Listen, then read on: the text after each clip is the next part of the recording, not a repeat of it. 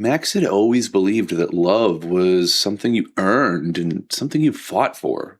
But when Emmy stopped answering his messages and when her laughter belonged to someone else, that belief, it began to rot inside of him. That was when the devil found him. It didn't happen in fire or thunder. No. The devil appeared quietly, sitting across from Max in his dim apartment, as if he had always been there. He looked ordinary at first glance, well-dressed, composed even, but his smile, it stretched just a little too far, and his eyes, they held a patience that felt ancient and hungry. "You look like a man who's run out of options," the devil said, his voice smooth and almost comforting. Max didn't even question it. Somewhere deep down, he already knew what stood before him. "I want her back," Max said. "Emmy, I want her to love me again." The devil tilted his head, studying him like a curiosity. "Love is such a fragile thing, twisted easily, broken even easier." He leaned forward. "But I can give you what you want." Max's chest tightened. What's the price?" The devil smiled wider. "An organ," he said simply. "One of my choosing. Collected. Later." Max hesitated. His mind raced. "A kidney, maybe? I mean, people, they can live with just one of those. I mean, even a lung. There's ways to survive, I guess. Medicine, surgery.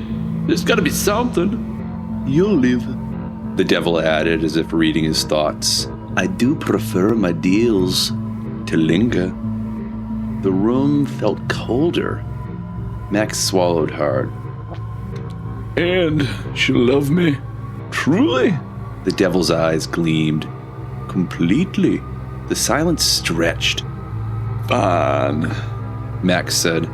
The devil stood extending a hand. "A pleasure doing business with ye."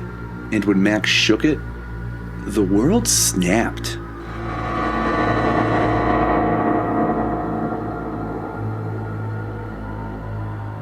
He woke up on the pavement outside a cafe, and there she was, Emmy. She ran to him, her face lighting up in a way he hadn't seen in months. She threw her arms around him, laughing, apologizing, telling him she didn't know what she'd been thinking, that she loved him, that she always had. And it worked. Oh, it worked perfectly. The days passed in a blur of warmth and affection. Emmy's hand in his, her voice soft again, her presence constant. Max told himself it had been worth it. That is, until the night the devil returned. Max awoke to find him sitting at the edge of his bed. "Time," the devil said calmly. Max sat up, his heart hammering. Now? Already?" The devil adjusted his cufflinks, unbothered. "A deal is a deal." Max's throat went dry. "Oh, which organ?" The devil stood, stepping closer. His smile returned, slow and deliberate. "Oh, I took my time choosing," he said. "I wanted something meaningful." Fear crept into Max's chest. You said I'd live." "And you will," the devil replied softly. "I'll make sure of it." A cold dread settled over Max. What did you choose?" he whispered. The devil leaned in, his voice barely above a murmur. "Something you never even considered." Then the pain began. It wasn't sharp. No, it was everywhere. A tearing, burning agony that consumed him completely. Max screamed, collapsing as something invisible peeled away from him, layer by layer. He couldn't breathe. He couldn't think. He could only feel. Through the haze, he heard the devil's voice, almost soothing. "Don't worry. I told you I'd keep ye alive." No, Max didn't die. He couldn't die. His body existed in constant, unbearable agony. Every second felt like exposure, like raw nerves screaming out into open air. He couldn't touch, he couldn't rest, he couldn't escape the pain that clung to him like a curse. Emmy stayed at first, but love, even unnatural love, it has its limits. She couldn't stand the sight of him, the sound of his suffering, those endless hollow groans that filled every room. Eventually, she left. And Max remained alive forever, waiting for an end that would never come, trapped inside a body that no longer felt like his own, wishing for death by the very thing that had been taken from him. Did you know that the skin is considered an organ? So you guys know how in Baraska, when the kids, they're up in the treehouse and they're talking and they come across the skinned men. They think that there are literally skinned men that are living at that mine. Well, as it turns out in that story, that's not what's happening at all.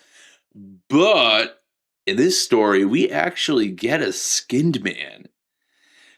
My word. I mean, Top Game 2728, this story, I loved it. I mean, I really, really loved it.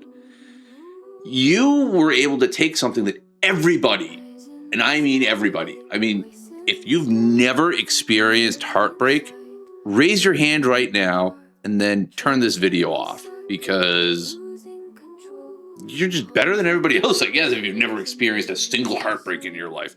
Or you're just a young person, and honestly, don't turn the video off. I was joking. But part of growing up is getting involved in relationships and starting to understand how they don't always work out. And it sucks. Like, heartbreak is one of the worst things you can go through as a person, but it's also just part of life. Well, here's the problem that we see in this story. Max, he is unwilling to accept that he just has to move on. Emmy doesn't love him anymore, and it's not the end of the world. But he decided, no, let's get the devil involved. And let's take a deal that we all know is going to end horrifically. And in this story, I mean, the monkey paw, it really curled. Max thought, oh, I'll lose a kidney or a lung. I can survive that. Well, no, buddy, you lost all of your skin and you're only surviving because the devil gave you a supernatural buff. But was it really worth it? Was Emmy actually worth that? I think not. Guys, I hope you enjoyed this story as much as I did. It was just so cool. And I was really excited about it because I got to break out that Irish accent. I finally mastered it, I think. And I think it really added to what I did with the devil. I think it just gave him a level of gravitas that we weren't going to have otherwise. And Top Gain, I hope you agree. But, dude, please keep writing. I know that you have been. I've seen several stories you've had come out on several different subreddits, and you've got a lot of talent. Please keep going. Guys, I beg you, please go check out what this author is doing.